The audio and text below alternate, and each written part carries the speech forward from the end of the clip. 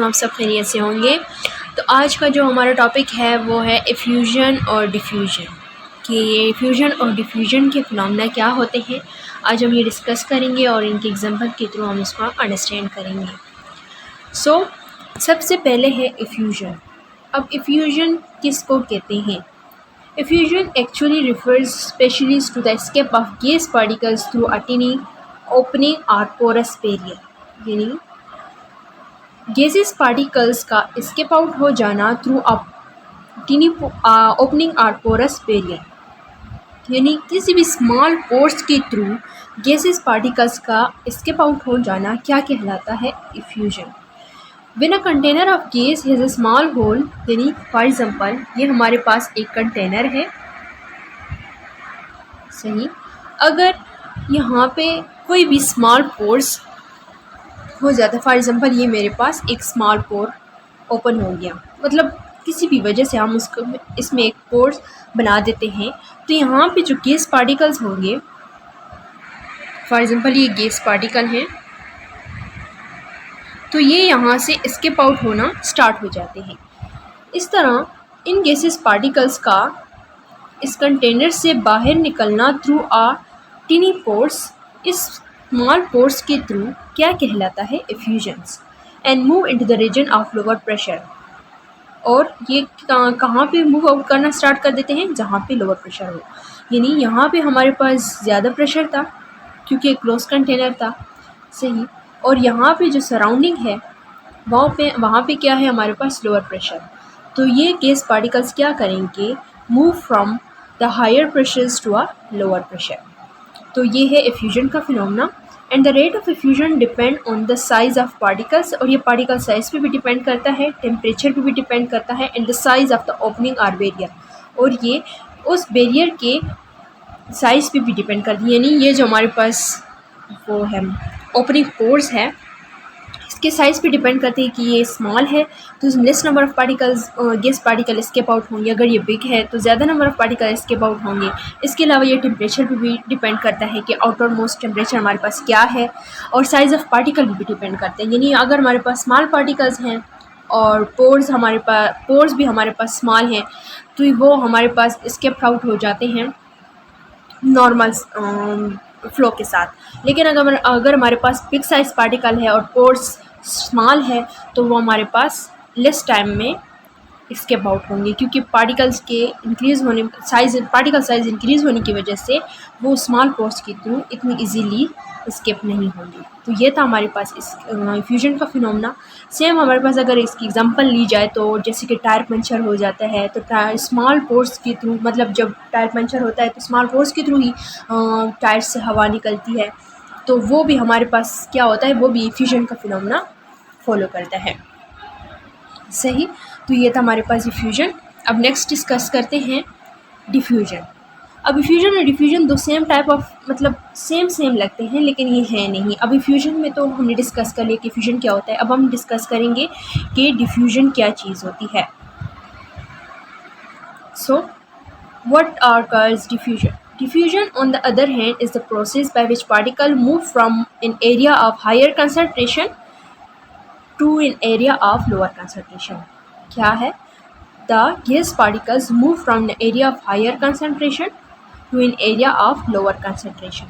यानी gases particles का जाना, move out करना from an area of higher concentration to an area of lower concentration. यानी जो भी पार्टिकल्स हों, गैसेस पार्टिकल हों, अगर वो एक हायर कंसंट्रेशन में है तो वो ज़रूर उस एरिया से उस जगह पे जाएंगे जहाँ पे हमारे पास लोअर कंसंट्रेशन हो, सही। तो ये हमारे पास क्या होता है? डिफ्यूजन। जबकि इफ्यूजन में हमारे पास एस्केप्ड आउट होते हैं थ्रू अ स्मॉल पोर्स, लेकिन यहाँ पे पोर्स का कंसेप्ट नहीं है, यहाँ पे जस्ट ये मूव आउट करते हैं from an area of higher concentration to an area of lower concentration. It is a broader concept that applies to any type of particles. ये एक बॉर्डर कंसेप्ट है जिसको किसी भी पार्टिकल्स पे अप्लाई किया जाता है, इंक्लूडिंग गैसेस, जिसमें गैसेस भी शामिल हो जाते हैं, लिक्विड्स एंड इवन सॉलिड्स भी, यानी ये इन तीनों स्टेट्स पे अप्लाई हो सकता है। Diffusion occurs due to the random motion of particles. Diffusion जो होती है वो किस वजह से ओकर्स होते हैं? Due to the random randomly movement of particles driven by their kinetic energy, यानी उनकी काइनेटिक एनर्जी की वजह से जो उनमें मूवमेंट्स स्टार्ट होती हैं, मूवमेंट होती है from one portion to another portion, उसी फिनोमेना की वजह से ये डिफ्यूजन हमारे पास ऑकर होता है। अब इसके एग्जांपल में अगर हम ले सकते हैं तो जैसे कि स्मॉल डस्ट पार्टिकल्स और स्मोक्स जो है वो डिफ्यूज़ हो जाते हैं टू द एयर। सही, अगर सोडा या कार्बोनेटेड ड्रिंक की बात की जाए, अगर हम उसके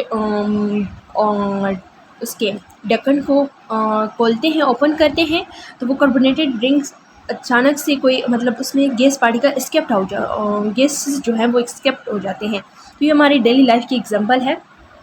तो उसमें से एक आवाज़ आती है, वो जो आवाज़ जो होती है वो एक्चुअली गैसेस पार्टिकल होते हैं जो कि उसमें अंदर हायर कंसंट्रेशन में मौजूद होते हैं। जैसे हम उसके ढक्कन को ओपन करते हैं तो वो फ़ौरन से वो gas particles outer most atmosphere में एस्केप आउट हो जाते हैं। इस तरह ये भी एक डिफ्यूजन का फिनोमेना है। अब इन दोनों के दरमियान हम डिफरेंस को भी जानेंगे इस स्लाइड में, लेकिन हम थोड़ा डिफ्यूजन को डिस्कस कर लें। अब गैसेस में अगर बात की जाए in diffusion gases, diffusion happens when gas particles spread out and mix uniformly with other gas particles in their surroundings. यानी डिफ्यूजन्स हैपन होती है मतलब तब होती है जब गैस पार्टिकल हमारे पास स्प्रेड आउट हो जाते हैं और यूनिफॉर्मली मिक्सअप हो जाते हैं आउटर मोस्ट एटमॉस्फेयर यानी सराउंडिंग के साथ। यानी सराउंडिंग में जो गैस पार्टिकल हैं उसमें यूनिफॉर्मली मिक्सअप हो जाते हैं, तब हमारे पास डिफ्यूजन का फिनोमेना वाक़या हो जाता है। अब आते हैं इसके फैक्टर के ऊपर कि डिफ्यूजन कौन कौन से फैक्टर पे डिपेंड करती है।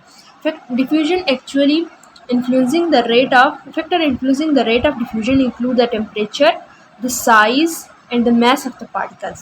ये टेम्परेचर पे, साइज़ पे और mass of particles पे डिपेंड करता है कि पार्टिकल का साइज़ कितना है, इसके mass कितना है, आउटर मोस्ट टेम्परेचर कितना है, and also depend upon the nature of the medium through which diffusion occur। और उस मीडियम के नेचर पे भी डिपेंड करता है जिसमें वो गैस पार्टिकल मौजूद हों जहाँ पे डिफ्यूजन ऑकर्स हो रहे हों। तो ये था हमारे पास डिफ्यूजन। अब हम समरी की तरफ आते हैं जिसमें डिफ्यूजन और डिफ्यूजन दोनों को साथ में डिस्कस किया जाएगा, जिससे आप लोग इजीली अंडरस्टैंड कर सकते हैं कि फ्यूजन डिफ्यूजन के दरम्यान हम किस तरह डिफरेंस क्रिएट कर सकते हैं। इन summary diffusion is a special type of diffusion.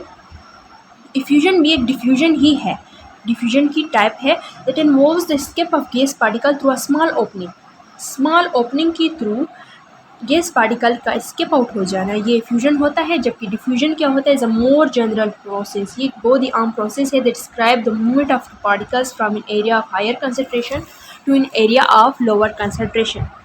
यानी गैसेस पार्टिकल का मूव आउट हो जाना from the area of higher concentration to an area of lower concentration in gases, liquids and solid, और वो इन तीनों स्टेट्स में रोनुमा हो सकता है। Both process plays essential roles in various natural phenomena and industrial application। ये दोनों फिनोमेना जो है वो नेचुरल फिनोमेना है और बहुत ही इंपॉर्टेंट नेचुरल फिनोमेना है, और मोस्टली ये इंडस्ट्रियल एप्लीकेशन में भी ये दोनों प्रोसेस इंपॉर्टेंट रोल्स प्ले करते हैं। I hope you all understand very well about effusion and diffusion. Thank you so much.